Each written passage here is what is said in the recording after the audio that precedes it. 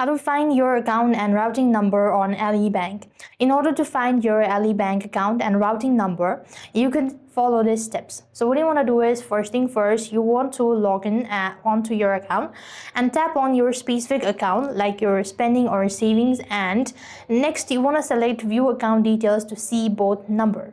As you've done that, you could visit the direct deposit section in your account settings to find these number for payroll setup as well. And the 9-digit routing number is on the bottom left, followed by your account number. And you could just look at the statement PDF for your account details as well.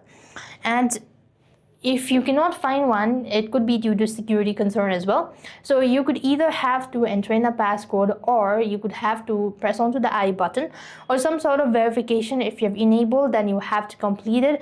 And that is how you're going to find your account and a routing number on Alior Bank.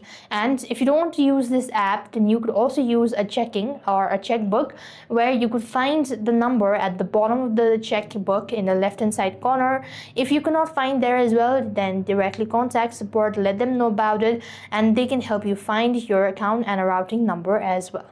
So with that, we've completed our steps. Thank you for watching. See you in a next video.